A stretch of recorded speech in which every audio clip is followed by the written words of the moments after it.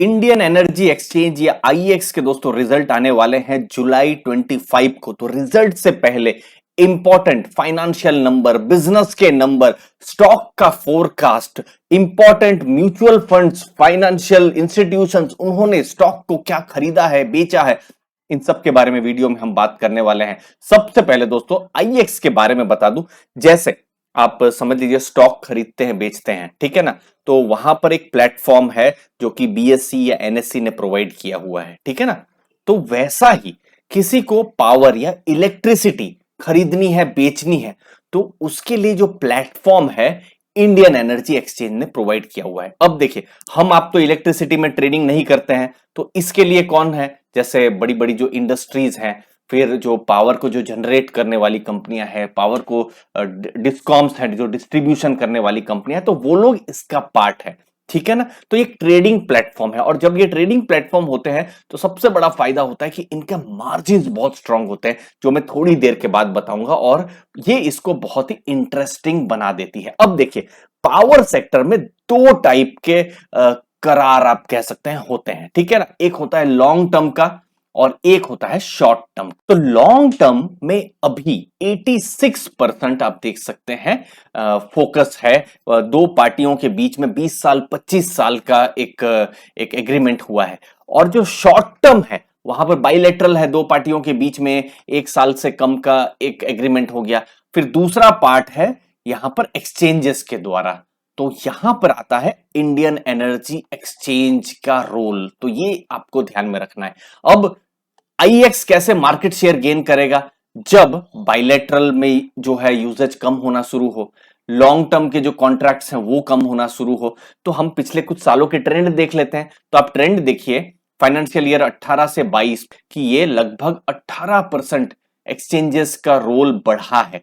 Bilateral बहुत ज्यादा अभी यूज में नहीं है, कम हो रहा है इसका, ठीक है। फिर डीएसएम, ये भी एक नेगेटिव टेरिटरी में जा रहा है। तो अभी एक्सचेंजेस की भूमिका बढ़ रही है, और एक्सचेंजेस में अभी फिलहाल 95% से ऊपर का जो मार्केट शेयर है वो इंडियन एनर्जी एक्सचेंज आईएक्स के पास है। और उसकी वजह से आपको एक जो रैपिड ग्रोथ जो है वो भी आपको देखने को मिला होगा दोस्तों। तो ये एक चीज है, आप इंसेप्शन से देख सकते हैं किस हिसाब से उनका 33% सीएजीआर के हिसाब से यहां पर ग्रोथ हुआ है। तो एक्सचेंजेस की भूमिका बढ़ रही है, और वहां पर आईएक्स सबसे बड़ा प्लेयर अभी फिलहाल है। अब मैं यहां पर स्टॉक प्राइस के बारे में बता दूं, फिलहाल 161 के पास शेयर प्राइस है। शेयर प्राइस आप देख सकते हैं एक साल में गिरा हुआ है। इनफैक्ट आप दिसंबर में देख सकते हैं 295 तक शेयर प्राइस चला गया था। एक्चुअली में ये एडजस्टेड प्राइस है, ये बीच में बोनस भी आया था, तो उसकी वजह से ये एडजस्टेड प्राइस है। तो अभी उसके हिसाब से भी आप देखेंगे तो शेयर प्राइस गिरा हुआ है। तो मैं थोड़ी देर में फोरकास्ट भी आपको मैं बताने वाला हूं शेयर के बारे में। सबसे पहले आपको मैं फाइनेंशियल्स बता देता हूं, ठीक है ना। तो फाइनेंशियल्स में आप देखेंगे, और आईएक्स के केस में आप यहां पर देखिए, रेवेन्यू 294 करोड़ FY19 में था, जो कि बढ़कर 491 करोड़ हो गया है, जो कि बहुत रेवेन्यू बढ़ा है। फिर आप प्रॉफिट्स देखिए या इनकम देखिए, 165 करोड़ से 309 करोड़। देखिए, स्टॉक प्राइस बढ़े नहीं बढ़े वो एक दूसरा पार्ट है, लेकिन बिजनेस बढ़ना चाहिए। बिजनेस बढ़ेगा तो स्टॉक प्राइस भी कभी कहीं ना कहीं वो बढ़ेगा ही। तो बिजनेस बढ़ रहा है, प्रॉफिट भी बढ़ रहा है। और दूसरा जो चीज है जो आईएक्स के केस में है, जो इन्वेस्टर्स को बिल्कुल ध्यान में रखना है, कि ये बहुत ही हाई मार्जिन बिजनेस है। आप देखिए यहां पर मार्जिन का भी डेटा, यहां मैं टिकर टेप में आपको डेटा दिखा रहा हूं। 100 जैसे रेवेन्यू है 100%, तो 56% का मार्जिन था। फिर 2022 में ये 63% का मार्जिन है, मतलब 100 रुपया में से 63 रुपीज वो कमा रहे हैं, डायरेक्ट प्रॉफिट कर रहे हैं। बाकी कंपनियों का हम 10% 15% का मार्जिन देखते हैं, लेकिन जब 60% मार्जिन है तो फिर मतलब बिल्कुल कैश जनरेटिंग कंपनी है, जो बिल्कुल हमको समझ में आ रहा है। अब मैं फोरकास्ट को बता रहा हूं यहां पर आपको, यहां टिकर टेप में, जिसको आप डाउनलोड भी कर सकते हैं। मैं भी अभी रिसर्च के लिए टिकर टेप का ही यूज करता हूं। तो देखिए 12 एनालिस्ट है, मतलब बहुत ज्यादा एनालिस्ट लोगों ने यहां पर नहीं है। 42% एनालिस्ट लोगों ने यहां पर बाई की रेटिंग की है, ठीक है ना। तो बहुत अभी भी एनालिस्ट लोग कन्विंस नहीं हो रहे हैं इस भाव में खरीदने के लिए।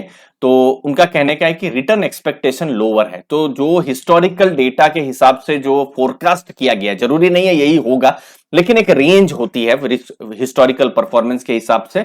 तो ये लो में 133 तक जा सकता है, मीडियन प्राइस 176 के आसपास है और हाई में मतलब बेस्ट पॉसिबल केस मार्केट बढ़िया चल रही है समझ लीजिए ऐसा, तो 286 के आसपास भी शेयर प्राइस जा सकता है। बट करंट अभी 161 के पास शेयर प्राइस है दोस्तों। तो इसीलिए क्वार्टर वन इंपॉर्टेंट रहेगा। क्वार्टर वन में अगर प्रॉफिट्स बढ़ते हैं या फिर कुछ पॉजिटिव ट्रेंड आते हैं तो ये फोरकास्ट चेंज भी हो सकता है, तो उसके बारे में भी हमारी नजर रहेगी, हम आपको बताते रहेंगे दोस्तों। बाकी कंपनी ग्रोथ करेगी, प्रॉफिट करेगी, तो ये बिल्कुल अंदेशा है कि ये ग्रो करेगा ही। लगभग 17% जो है मीडियन भी मैं देखूं तो ये उस हिसाब से ग्रो करने की उम्मीद है और बेस्ट पॉसिबल केस में 28% भी जो है ईपीएस जो है वो ग्रो कर सकता है। अब मैं आपको बताता हूं कि जो बड़े इन्वेस्टर्स हैं, ठीक है ना, उन्होंने क्या किया है आईएक्स के केस में। अभी ये जून के डेटा है या नहीं एक बार देख लेते हैं, टिकट टिप में यहां पर आया है कि नहीं। यस, जून का भी डेटा आया हुआ है, आप देख सकते हैं। तो देखिए एफआईआईज, देखिए एफआईआईज ने बेचा है 27% से 20%। तो ये एक चीज है जो कि 2022 की ट्रेंड रहा है। एफआईआईज ने सबको बेचा है, चाहे वो आईटी सेक्टर हो, बैंकिंग सेक्टर उन्होंने बेचा हुआ है, तो यहां पर भी बेचा हुआ है। लेकिन क्या हमारे म्यूचुअल फंड्स इसको खरीद रहे हैं? तो देखिए म्यूचुअल फंड्स यहां पर उन्होंने स्टेक बढ़ाया है, देखिए 13.6 से 15.2 कर दिया है।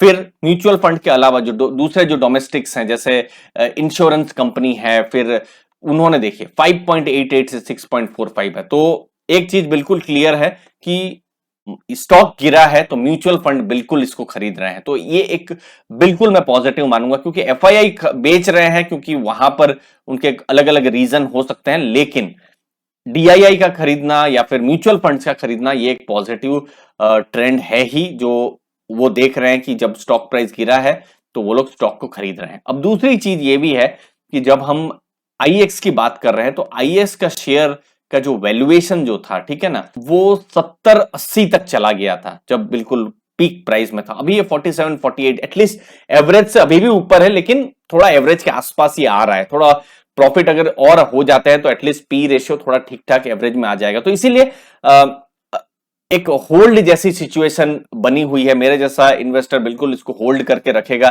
स्टॉक अगर और नीचे जाता है समझ लीजिए 10-15%, तो शायद मैं और इसको खरीदूं।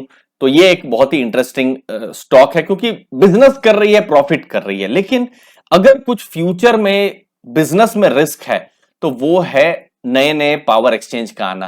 क्योंकि देखिए 64% से 63% का अगर मार्जिन हैं तो मोनोपोली बिजनेस ऑलमोस्ट है, तो कॉम्पिटिटर्स भी आएंगे। तो तीसरा पावर एक्सचेंज भी हो गया है जिसको बीएससी जो है उन्होंने भी ये प्रमोट किया हुआ है, हिंदुस्तान पावर एक्सचेंज को। तो वो क्या फ्यूचर में किस हिसाब से मार्केट शेयर ले रहे हैं, वो जो इंपैक्ट है वो हमको देखना है।